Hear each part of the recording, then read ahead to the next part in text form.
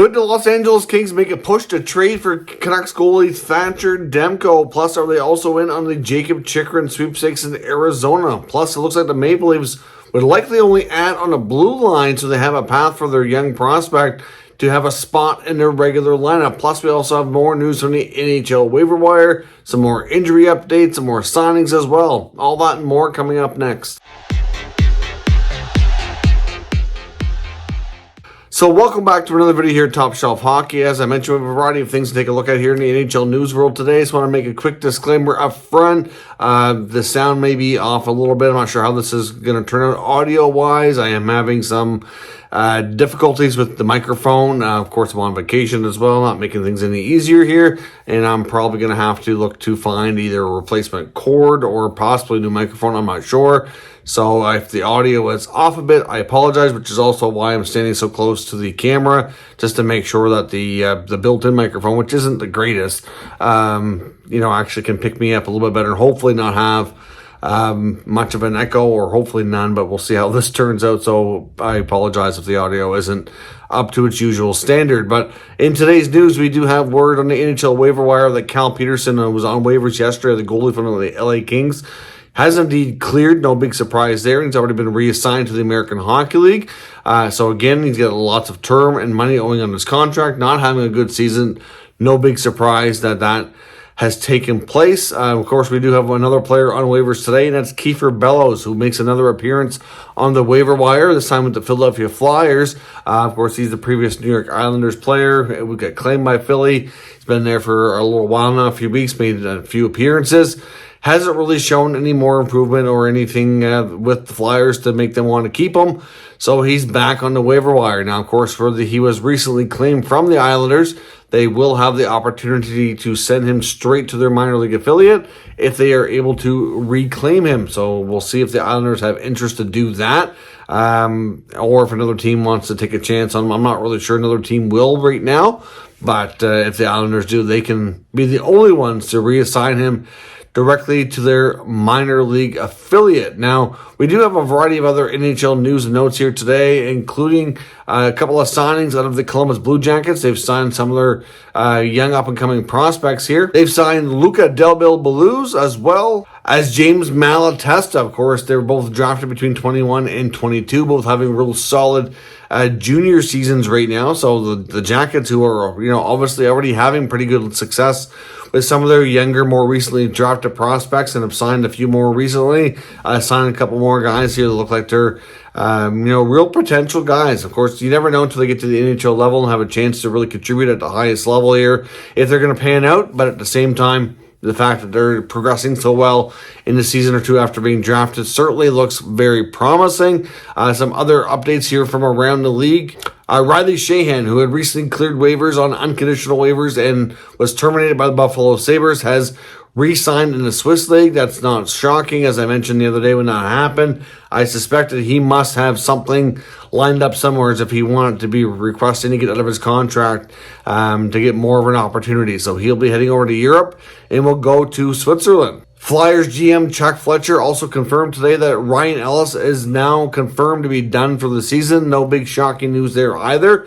It's mostly believed, and it's not confirmed, that the career of Ryan Ellis is pretty well over. I mean, the fact that he's missed basically 2 full seasons, or will have once this season completes, it's something that you don't see many players come back from. The injuries that he's dealing with, last week I heard really any updates was that they were focused on him making his quality of life better.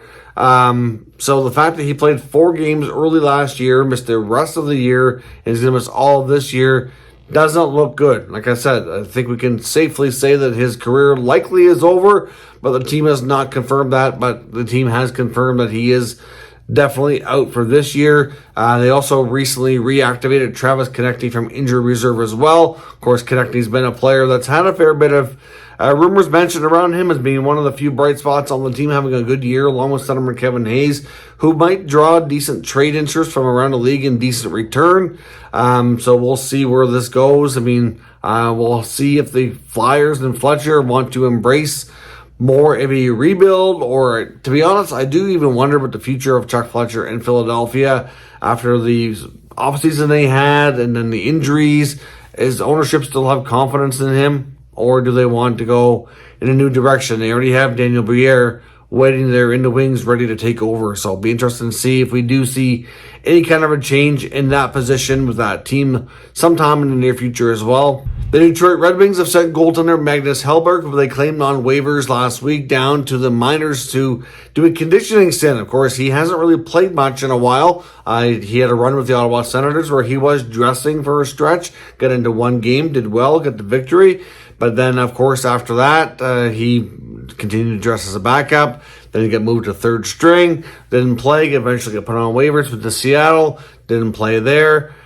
And now he's in Detroit, and he hasn't played there yet. So he needs to get some action. It's been a while since he's had an NHL game. So Hellberg will benefit from going to the American Hockey League and getting some reps in while he can hopefully get back to Detroit and see if he can play. But, of course, again, they have a few other goalies there, so I'll be curious to see where the long-term future of him actually is. Will he continue to bounce around on waivers, or will Detroit find a way to make him, have a solid spot there on their roster? Senators have recalled defenseman Nikita Zaitsev. Hard to say why, because he has not performed well in the American Hockey League. Of course, unfortunately, they lost last night's game to the Rangers after winning the last couple games of their road trip in California and finishing things on a high note. They go home and lose using their reverse retro jerseys, which we saw for the first time in their home arena here and at the Canadian Tire Center. And now they're recalling Zaitsev instead of a guy like Lassie Thompson, which I don't understand. Zaitsev appeared in 3 games for Belleville, had 0 points, and was a -3. So I don't know. I'm not really sure why he's getting another opportunity, but he has been called up. Of course, the other big news today is that the deadline for RFA signings has now passed. So restricted free agent forward Alex Formenton remains unsigned with Ottawa. No trade happened today, which was rumored to be at least mildly discussed. So he's ineligible, I should say, to now play in the 22-23 NHL season. So we'll be curious to see if he heads to Europe or what happens. I know Darren Dreger recently said, not too long ago, that we're expecting the NHL to release its investigation results from the 2018 World Junior scandal. We know Alex Formenton was on that team. We don't know that he was connected. We can't confirm that, but it makes you wonder if the team or other people might know something that hasn't been made public here as of yet, because it really looks like the Senators made absolutely no effort to sign this guy. He led the league in shorthanded goals last year. He's got incredible speed. Not super high-end player, but a very useful third liner at the very least, with potential top 6 potential there.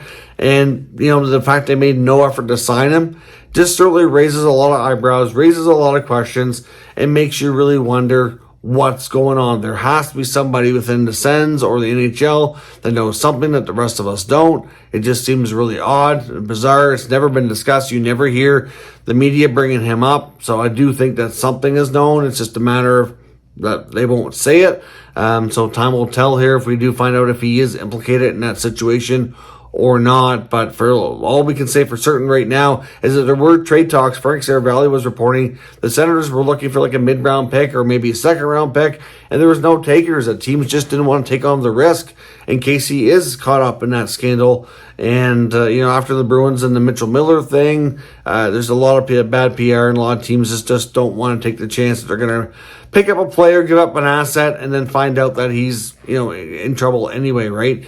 So it's certainly just a bad look. So I think teams are just shying away from it until they know more about the situation. So the Sens will still retain his rights, and he could possibly play next year once we know more about the situation, and hopefully we get some kind of clarification here in the near future. To the trade section of the video, of course, as I mentioned, the LA Kings have been linked to a couple of different things. Elliot Friedman starts off in recent 32 Thoughts talking about how they have been having discussions with the Coyotes on defenseman Demko Chychrun, who's certainly a well-known trade candidate here that's been in the rumor mill for several months. Expected to hopefully go down soon now that he's back playing and performing relatively well. There's discussions it could be multiple players involved, likely with at least one or two roster players going to the Coyotes. We know the Kings have more than enough ample defensemen, and they would probably expect Arizona to take on at least one, if not maybe two NHL contracts in return. It's likely expected that some combination of Sean Walker, Matt Roy would be going to the Coyotes, along with some kind of combination of picks and prospects, should that deal actually materialize and go down. Like I said, we've heard lots of other teams linked to the Coyotes off and on, but one thing that remained the stumbling block here was that the price tag just remained way too high, and I'm not sure if anything has changed. We haven't heard anything in recent days to suggest that the price has changed when it comes to Chychrun's services, getting him out of Arizona. But obviously the LA Kings are plentiful when it comes to picks and prospects, so it makes sense that they would have a lot to potentially offer. And a lot of these guys we know are not going to be long-term LA Kings. There's just no room. So hard to say what happens. We saw them demote Cal Petersen to the AHL, put him through waivers. And there's also been talk from Darren Dreger as well, saying he wonders if the LA Kings could make a push to the Vancouver Canucks to try to acquire goalie Thatcher Demko. Now, of course, we know the Canucks right now, they've been playing better as of late, but overall the season is not fantastic by any means. And it is, expected that there's a pretty good chance right now that the Vancouver Canucks later this year are going to go into selling mode and certainly going to have a number of players that could be made available. It doesn't seem like there's a lot of untouchable players on our roster, with the possible exceptions of Hughes and Petersen. Demko himself hasn't had the greatest season as well. Spencer Martin picking up more and more playing time. And, I don't know that Demko is really a player that Canucks should look to trade, but there is talk that the Kings might make a push for him now. It doesn't mean that Vancouver wants to do this. This does not mean that Vancouver intends to do this, but it just means that the Kings see an opportunity. It's somebody who they like and feel who could be helpful to their team and somebody who they can help play better and might want to make a push to make an acquisition. Of course, the fact that they're losing confidence in Cal Petersen to be their goalie of the future. We know Jonathan Quick is an aging veteran. Yes, still, somewhat capable, obviously has his moments of being able to play well, but overall, I think it's time for them to find a new starting goalie who they can take into the future with the rest of this team. And it makes a lot of sense why they might target Demko. But again, just like I said about Chychrun, they do have a lot of interesting young players and draft picks that could be included to make the Canucks want to really seriously consider this trade. Now, what all they would include is rather difficult and rather hard to say. But like I said, they have plenty that they could offer up to make Vancouver think long and hard about the process. Now, of course, I think they like Demko's contract. I think they'll be careful here. They don't want to give up on a young asset that's, especially in their division here, that could come back to haunt them numerous times over throughout the number of years ahead. So I think Jim Rutherford and Patrick Allvin need to be extremely cautious, extremely careful here with Demko and how they're going to handle this. But if the Kings want to make a push, they're one of the few teams in the league, I think, that could kind of perk Vancouver's ears to make them interested to, want to really seriously consider pulling something off. Now, Elliot Friedman's also reporting in his latest 32 Thoughts column as well that the Maple Leafs are,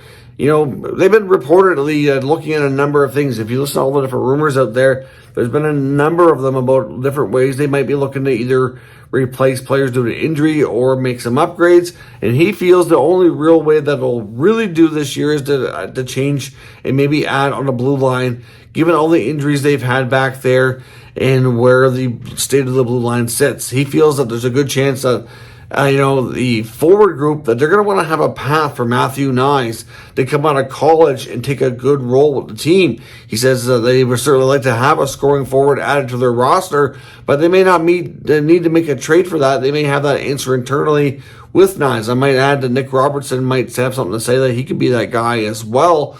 But Robertson and Kerfoot's been the main two players mentioned when it comes to maybe making a trade for a defenseman. So I'm not really sure how they're going to handle this. We'll see what Kyle Dubas decides to do. Robertson's obviously been up with the NHL team for a good chunk of time, but really hasn't played all that much concerning the number of games the Leafs have played. But at the same time, they've been winning. They had a really, really, really good November with Marner tying the team record for a point streak at 18 games. Obviously in some elite company, including guys like Daryl Sittler and Eddie Olczyk. So certainly, pretty special moment for him to be able to tie that record. See if he can take it on his own now. And, in Marner's case, the Leafs are just rolling. So why not, continue to be patient and wait, because they've had banged up blue line. They've had goalie injuries and issues, and they've still overcome it. And they continue to put up pretty good results overall. So, like I said, I expect Dubas to be patient here. Don't expect anything to, happen super quick. I would expect it to be closer to the deadline, or if they do happen to hit a slowdown at some point here in December or January, maybe it happens a little bit sooner. But at the same time, expect them to be looking for defense help more than anything else, and leave their path open from Knies to join him at the end of the college season. And hopefully he can be a big part of their playoffs as well. So let me know your thoughts on all of today's news down in the comments. We can discuss further. Again, I hope the audio turns out good. Microphone problems tonight, so if it's not, I apologize. And we'll see how quickly we can work on getting that corrected. And we'll see where things go. But if you're new to the channel, make sure you subscribe and stick around. Of course, as you can see, I'm not in my normal recording studio. We're away on vacation in Walt Disney World in Orlando, Florida. Microphone problems, so we're doing the best we can here. But give us a chance, stick around, and we'll keep you up to date with all the news from around the entire NHL. Thank you for watching, and I'll catch you next time.